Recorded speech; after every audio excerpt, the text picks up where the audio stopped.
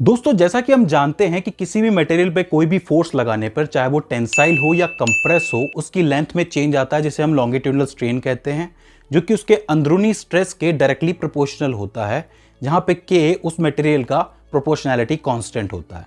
ये जो प्रोपोर्शनैलिटी चलती है ये एक पॉइंट तक चलती है जिसे हम यील्ड पॉइंट या फिर इलास्टिक लिमिट कहते हैं।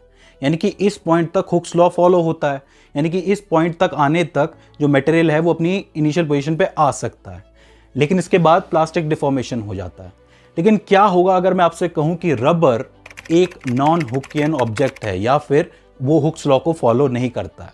अब आप कहेंगे कि यार रबर तो बहुत इलास्टिक है, वो अपनी पोजीशन पे वापस भी आ जाता है, तो वो हुक्स लॉ को क्यों फॉलो नहीं करेगा? रबर पे जो फोर्स लगाया जाता है और उसकी जो इलास्टिसिटी है वो मेनली इस बात पे डिपेंड नहीं करती कि आप उस पर कितना फोर्स लगा रहे हो, वो इस बात पे डिपेंड करती है कि आप कितनी देर तक उस पर फोर्स लगा रहे हो। यानी कि फोर्स अगर बहुत देर तक लगाया जा रहा है तब वहां पे रबर जो है अपनी इनिशियल पोजीशन पे वापस लौट के नहीं आएगा। देखिए, रबर जो होता है वो इलास्टिक होता है और वो एक पॉलीमर होता है, यानी कि इलास्टिक और पॉलीमर से जुड़ के बनता है एक शब्द इलास्टोमर। तो रबर इलास्टोमर होता है। अब ये जो इलास्टोमर्स होते हैं ये पॉलीमर चेन से मिलकर बने हुए होते हैं और ये मेनली दो तरीके की कैरेक्टरिस्टिक्स से बनते हैं।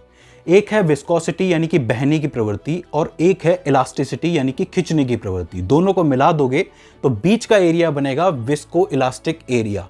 तो रबर्स एक्चुअली विस्को इलास्टिक होते हैं, मतलब एक प्रॉपर्टी जो है वो दूसरी को कंट्रोल कर रही है और दूसरी वाली जो है वो पहली को कंट्रोल कर रही है।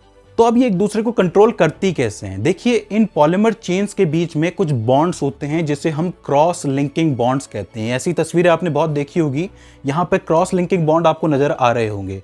इन्हीं से ये जो इसके मॉलिक्यूल्स हैं वो बंधे हुए रहते हैं। अब वो इनको इस तरीके से बांध लेती है कि उनकी मोबिलिटी घट जाती है। मोबिलिटी यानी कि गतिशीलता घट जाती है और ये कहीं जा नहीं सकते। तो अब आप जब इस पर खींचोगे तो ये बॉन्ड्स भी खिंचते हैं और यही बॉन्ड्स हैं जो इन चेन्स को वापस अपनी जगह पे लाते हैं।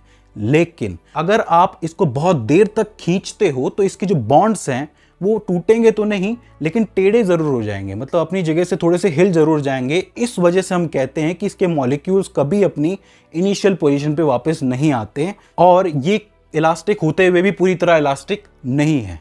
अब देखिए, जो क्रॉस लिंकिंग बॉन्ड्स जो हैं इन्हें हिंदी में तिर्यक बंधन कहा जाता है। ये मेनली कोवैलेंट होते हैं या फिर आयोनिक होते हैं। ये डिपेंड करता है कि आपका इलास्टोमर है कैसा। तो ये एक वजह बनती है कि क्यों एक रबर जो है पूरी तरह इलास्टिक भी नहीं कहा जाता और इलास्टिक कहा भी जाता है। तो अब आपको समझ में आया कि इलास्टोमर्स क्या होते हैं। इलास्टिक प्लस पॉलीमर इलास्टोमर्स, दो तरीके की प्रॉपर्टीज होती हैं, विस्कोसिटी और इलास्टिसिटी। दोनों को मिला दोगे तो विस्कस इलास्टिसिटी। अब इसका एक एग्जांपल दूं, हमारे शरीर में ही पाया जाता है ह्यूमन हार्ट। ह्यूमन हार्ट में एक हिस्सा होता है आर्टरीज। वहां पे जो टिश्यूज होते हैं उनमें क्या है कि ब्लड का जो प्रेशर होता है हमेशा ज्यादा होता है। ब्लड का प्रेशर ज्यादा होगा तो वो स्ट्रेन पैदा करेंगे, तो इसलिए उनका इलास्टिक होना जरूरी है।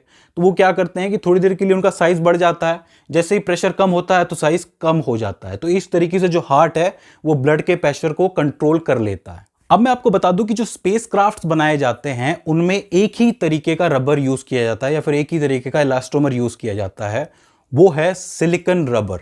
इसका एक बहुत इंपॉर्टेंट काम होता है कि ये थर्मल कंट्रोल के लिए काम आता है, मतलब कितना भी टेम्परेचर हो उसके अंदर ये इजीली काम कर सके, तो इसीलिए हम सिलिकॉन रबर का यूज करते हैं।